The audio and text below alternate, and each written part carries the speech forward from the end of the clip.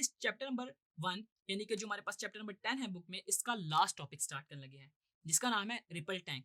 अब ripple tank है क्या? रिपल टैंक एक डिवाइस है जिसके जरिए हम वाटर वेव्स को स्टडी करते हैं, और इसको डिफाइन ऐसे किया जाता है कि ripple tank is a device which is used to produce water waves and to study their characteristics. यानी कि वाटर वेव्स की क्या क्या कैरेक्टरिस्टिक्स हैं, वाटर वेव्स में कौन कौन से फिनोमेना होते हैं। लाइक जिस तरह हमने लाइट में देखा था कि रिफ्लेक्शन होती है, रिफ्रैक्शन होती है अपने लास्ट क्लासेस में, तो इसी तरह से हमने देखना कि वाटर में कौन कौन से कैरेक्टरिस्टिक्स हैं। ठीक है, सबसे पहले मैं इसकी कंस्ट्रक्शन बता दूं रिपल टैंक की। तो रिपल टैंक की कंस्ट्रक्शन कुछ इस तरह है कि इसमें एक ट्रे है जो कि मेड अप ऑफ ग्लास है, और इसके अंदर हम कुछ वाटर को फिल इन कर लेते हैं। और इसके अलावा हमारे पास इसमें एक वाइब्रेटर है जिसको हमने एक स्टैंड के साथ हैंग किया हुआ है। ठीक है, और उस वाइब्रेटर को हम पावर सप्लाई से पावर देते हैं, तो जिसकी वजह से हमारे पास वाइब्रेटर जो है वो वाइब्रेट करता है। ठीक है, इसके अलावा हमारे पास इसमें एक लैंप है, और लैंप के अलावा हमारे पास नीचे एक स्क्रीन है। स्क्रीन से मुराद मेरे पास एक वाइट बिल्कुल स्क्रीन है, वाइट एक हमारे पास फ्लोर है जिसके ऊपर हम अपनी वेव को देख रहे होंगे। इसकी वर्किंग क्या है, आए इसको देखते हैं। तो इसकी वर्किंग इस तरह है कि ये जो हमने वाइब्रेटर इस स्टैंड के साथ हैंग किया हुआ है, जो ही हम इसको पावर सप्लाई देते हैं तो ये वाइब्रेटर वाइब्रेट करता है। अब इस वाइब्रेटर के वाइब्रेट करने से होता क्या है कि जो हमारे पास इस ट्रे में वाटर है वो उसमें वेव्स प्रोड्यूस होंगी। अब जो ही वो वेव प्रोड्यूस करेगा तो वो in the form of crust and trough produce करेगा। हमने देखा था ना कि वाटर वेव में किस तरह वेव जनरेट हो रही होती हैं। तो हम उस टाइम करते क्या है कि जो ही हम उसकी वाइब्रेटर की पावर सप्लाई देते हैं, ऑन करते हैं, तो एट द सेम टाइम हम उस लैंप को भी ऑन कर देते हैं। अब जब लैंप को ऑन करते हैं तो लैंप की जो सारी की सारी लाइट है ना वो हमारे पास डायरेक्ट पड़ती है ट्रे पे, जिसकी वजह से हमारे पास फ्लोर पे यानी कि स्क्रीन पे कुछ waves in the form of crust and trough generate हो रही होती हैं। ठीक है, और यही हमारे पास वर्किंग प्रिंसिपल है रिपल टैंक का, और इसके जरिए हम अपनी वेव को देखते हैं कि कैसे वेव में रिफ्लेक्शन, रिफ्रैक्शन या फिर डायफ्रैक्शन हो रही होती है। अब वेव देखें आपके पास इस फॉर्म में जनरेट हो रही होती हैं, जिसके अंदर स्ट्रेट वेव फ्रंट्स होते हैं जो ब्राइट एंड डार्क फ्रिंजेस की फॉर्म में प्रोड्यूस हो रही होती हैं। ठीक है जी, अब सबसे पहले है हमारे पास रिफ्लेक्शन ऑफ वाटर वेव। अब रिफ्लेक्शन ऑफ वाटर वेव से मेरी मुराद क्या है? जिस तरह हमारे पास लाइट किसी बैरियर से रिफ्लेक्ट होती थी, सिमिलरली अगर वाटर वेव के रास्ते में हम एक बैरियर रख दें तो वाटर वेव्स भी हमारे पास रिफ्लेक्ट बैक यानी कि बाउंस बैक कर जाती हैं। और अगर वो बैरियर किसी एंगल पर रखें तो वो कुछ एंगल बना के बाउंस बैक कर जाती हैं। तो यूं हमारे पास रिफ्लेक्शन ऑफ वाटर वेव जो है ना, उस टाइम हमारे पास लॉ ऑफ रिफ्लेक्शन को फॉलो कर रही होती हैं। एंगल में वो जो लॉ ऑफ इंसिडेंस और लॉ ऑफ रिफ्लेक्शन आपस में इक्वल होते हैं।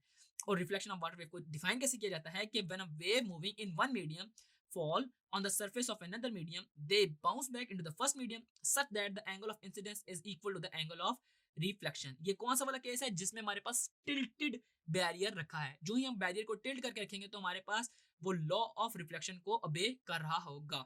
अब इसके बाद है हमारे पास रिफ्रैक्शन। अब रिफ्रैक्शन क्या है कि हमारे पास वेव किस तरह शैलोअर पार्ट से डीपर पार्ट में मूव कर रही होती हैं। कि अगर हम एक जनरेटर लगाएं तो हमारे पास जो उसका डीपर पार्ट है, क्योंकि जनरेटर जो है ना उसका स्ट्रेट वेव जनरेटर वो तो बिल्कुल बॉटम ऑफ दी टैंक पड़ा हुआ है। तो जो ही हम इसको ऑन करते हैं ना इस जगह पे, आप देख सकते हैं, तो इस जगह पे हमारे पास फास्टर स्पीड रिपल टाइम यानी कि इस जगह पे हमारे फास्टर स्पीड होती है, जबकि हमारे पास ऊपर जो होते हैं वो हमारे पास लो स्पीड होती है। और इसमें जो स्पीड का फार्मूला वो वही हम यूज करते हैं, v is equal to F lambda, और frequency v is equal to v over lambda.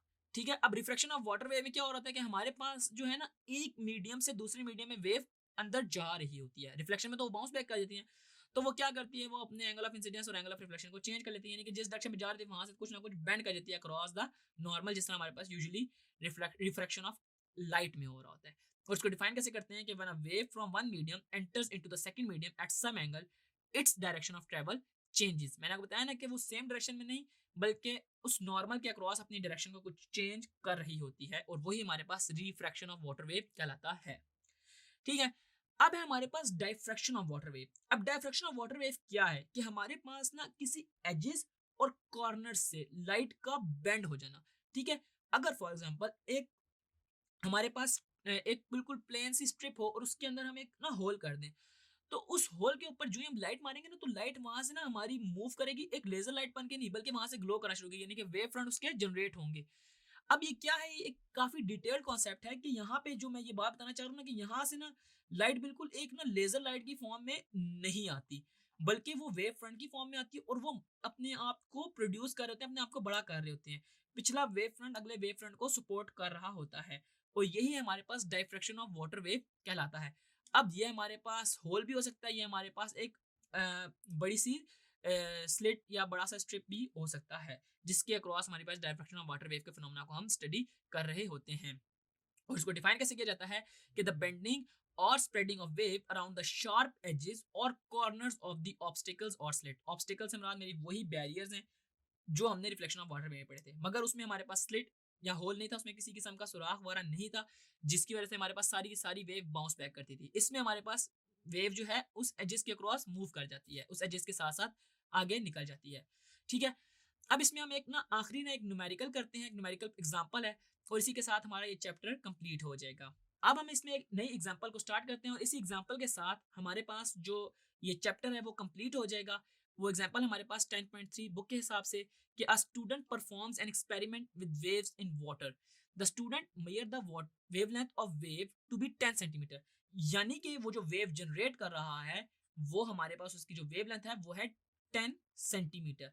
और आपको पता है कि जब 10 सेंटीमीटर को हम मीटर में कन्वर्ट करेंगे तो हम इसको 100 से डिवाइड करेंगे तो ये 0.1 मीटर्स हो जाएगा। अच्छा, अब इसके बाद वो कह रहा है कि by using a stop watch and observing the oscillation of a floating ball the student measure a frequency of 2 hertz. If the student starts a wave in one part of a tank of water, how long will it take the wave to reach to the opposite side of the tank 2 metre away. ठीक है जी, अब इसमें क्या हो रहा है कि frequency हमें इसने दे दी है 2 हर्ट्ज। ठीक है जी, और हमसे वो पूछना क्या चाह रहा है कि if the student starts wave in one part of the tank water how long will it take, यानी कि टाइम वो निकालना चाह रहा है। तो टाइम अगर निकालना चाह रहा है तो हमें टाइम की वेलोसिटी का पता होना चाहिए। पहले हम इन दोनों चीजों से इसकी वेलोसिटी फाइंड कर लेते हैं। आपको ये बात पता है कि जो वेलोसिटी है वो इक्वल है मेरे पास एफ इंटू लेमडा के। तो मैं इसके अंदर जब वैल्यूज पुट करता हूँ, एफ एट 2 और लेमडा है मेरे पास 0.1, तो 2 इंटू 0.1 मेरे पास क्या कहलाता है, 0.2 0.2 मीटर्स पर सेकेंड। ये मेरे पास वेलोसिटी कहलाएगी। ठीक है जी, अब इसमें हम वेलोसिटी निकाल ली हमने 0.2 मीटर्स पर सेकेंड। अब हमने इसमें निकालना है टी, तो टी किस तरह होगा, टी हमारे पास है हमारे पास डी बाई वी, यानी कि आपको ये बात पता है ना कि जो डी होता है वो वी टी के, यानी कि S is equal to V T, तो टी हमारे पास डी बाई वी के इक्वल होगा। अब डी क्या है मेरे पास, डी है मेरे पास 2 मीटर, नजर आ रहा है आपको, ये डी है मेरे पास 2 मीटर, जबकि वेलोसिटी मैंने कितनी निकाली थी 0.2 मीटर्स पर सेकेंड, तो 0.2 मीटर्स पर सेकेंड।